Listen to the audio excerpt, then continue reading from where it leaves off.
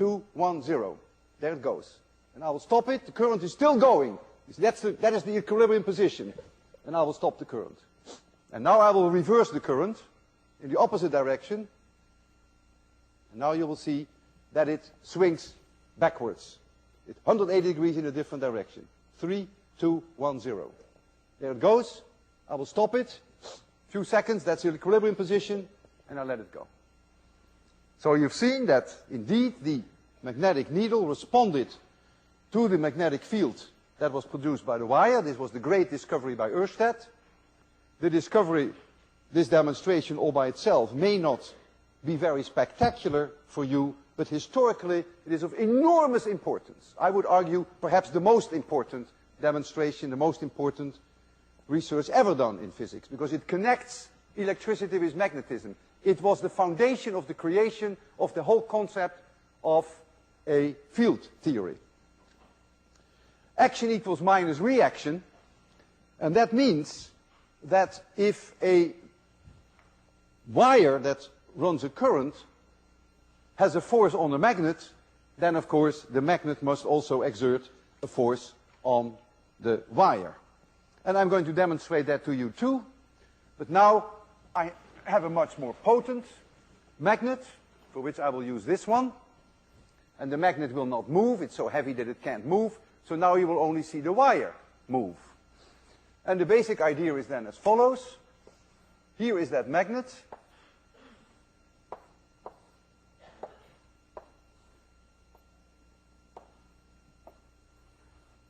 This is the north pole of the magnet. And this is the south pole. I don't remember which is which, to be frank with you. So the magnetic field would run then like so. And I have here a current wire, a wire that runs a current through it. The wire is perpendicular to the blackboard.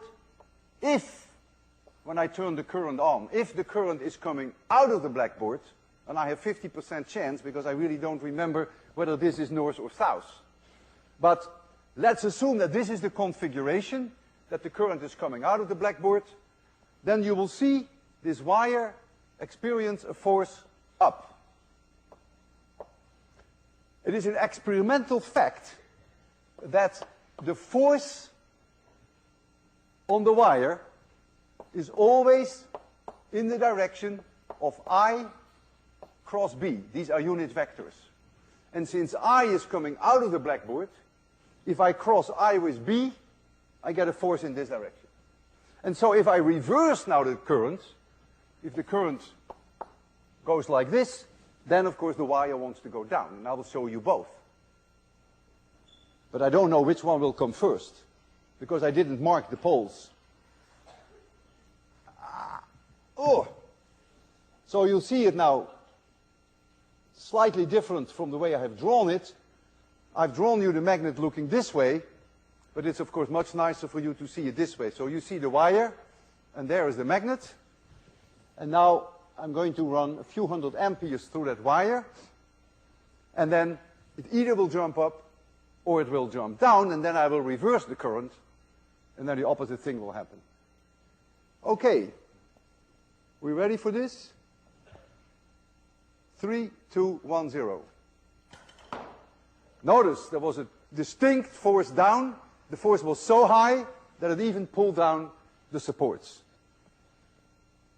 So now I can predict that if I reverse the current from this experiment, that now the wire will jump up. There we go. I know now exactly because I switched it this way, so now I will switch it this way, and the wire will jump up. That's the first drawing you see. 3, 2, 1, 0. Very clear. You saw it come out. Okay. You take this down. All right.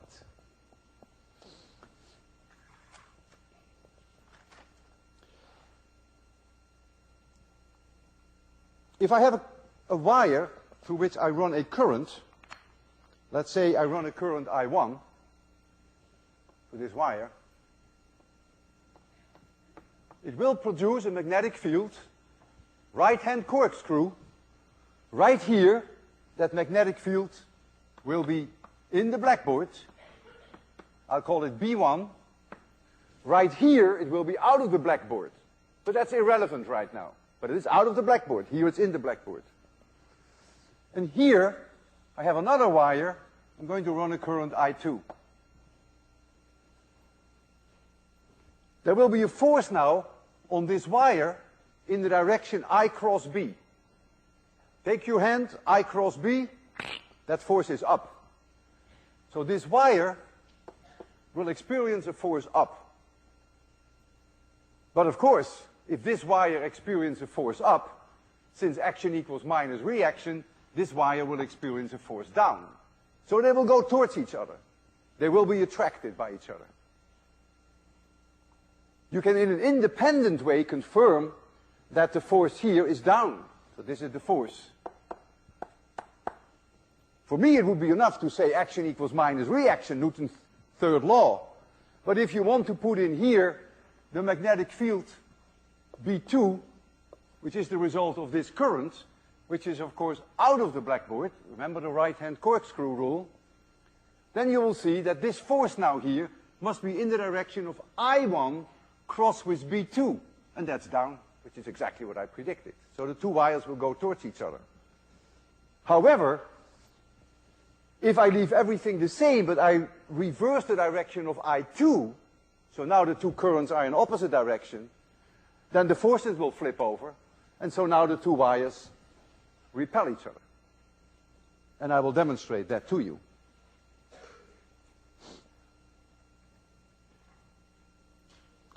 I have those two wires here, and you will see them there on the screen.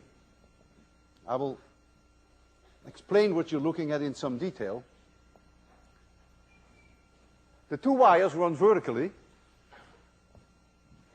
This is one wire, and this is the other wire. And when I run a current in the same direction, then they will attract each other. And you will see that shortly. 3, 2, 1, 0. See, they go towards each other. I will do it again. Now, if I run the currents in opposite directions, they will repel each other. Now I run them in opposite direction. They repel each other. I'll do it again. 3, 2, 1, 0. They repel each other. The reason why I showed you this demonstration is a different one.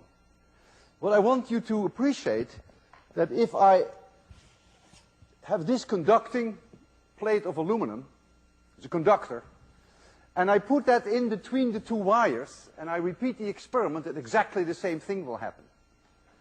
And that tells you that magnetic fields are really very different from electric fields, because electric fields would be heavily affected by a conducting sheet like this.